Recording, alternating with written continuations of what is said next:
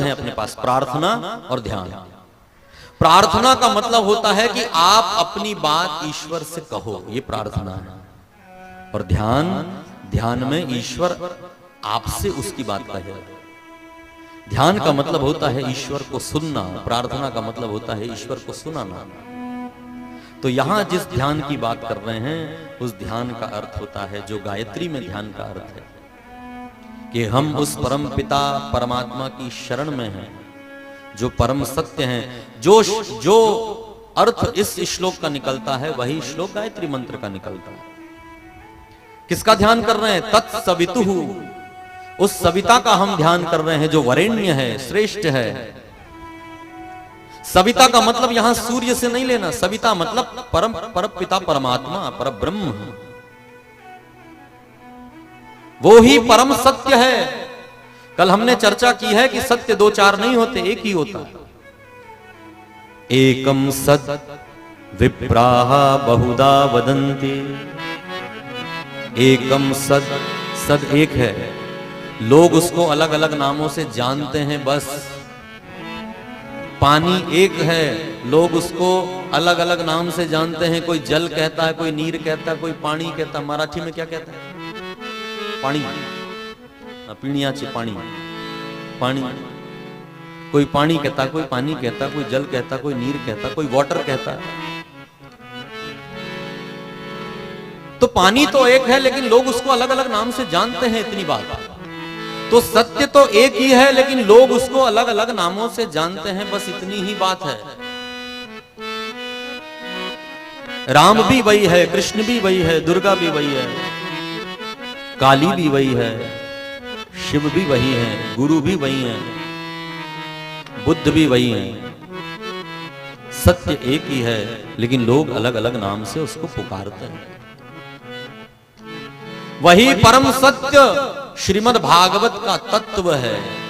और आप लोगों को प्यारे भाई बहन तत्व को ही पकड़ना है, तत्व को ही जानना है।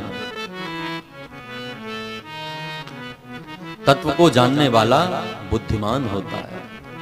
ज्ञानी कौन है? जो तत्व को जानता है। ज्ञानी भी तत्वदर्शी भी। कैसे समझोगे कि तत्व क्या है? अच्छा, एक उदाहरण से आपको बताते हैं। ये उदाहरण बहुत सटीक बैठता है। बुद्धिमान आदमी झगड़ा नहीं करता कि ये हमारे भगवान, ये तुम्हारे भगवान। वो कहता है कि एक ही परमात्मा के ये अलग अलग रूप हैं। एक उदाहरण से आपको समझाता हूं, एक बात का जवाब दीजिए। यदि कोई व्यक्ति मूर्ति बेचता हुआ आपके यहां आए और कहे कि मेरे पास 2 मूर्ति है, मैं फ्री ऑफ कॉस्ट आपको दे रहा हूं, मुफ्त।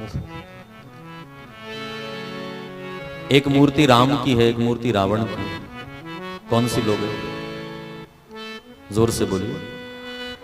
सभी राम की लेंगे। लेकिन फिर वो आदमी कहे कि मैं तो बताना भूल गया कि राम की मूर्ति पीतल की है और रावण की मूर्ति सोने की है, फ्री में दे रहा हूं, कौन सी लोगे? तब भी राम की। यही तो मार खा रहे हैं,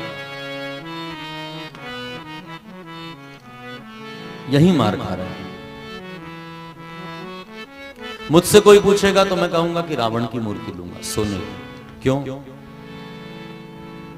क्योंकि भाई रावण की सोने की मूर्ति लेकर उसको पिघला करके राम की मूर्ति बना लेंगे, उसमें कौन सी बड़ी बात है? नहीं।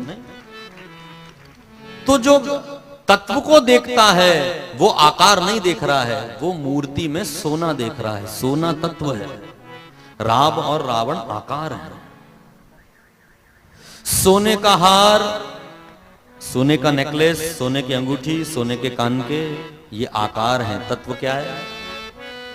बोलिए ना, सोना। मिट्टी का दीपक, मिट्टी की सुराही, मिट्टी का घड़ा, आकार हैं। तत्व क्या है? मिट्टी। बहुत अच्छा, आप तो बहुत समझदार हैं। ऐसे ही राम, कृष्ण, दुर्गा या अल्लाह कहो, बुद्ध कहो, महावीर कहो, ये आकार नाम रूप हैं। तत्व क्या है? परम सत्य। और वही परम सत्य श्रीमद् भागवत का सत्व है। और उसी परम सत्य का ध्यान करने की बात भी गायत्री मंत्र में कही गई। सत्यम परम धीमहि, परम सत्य का ध्यान करते हैं।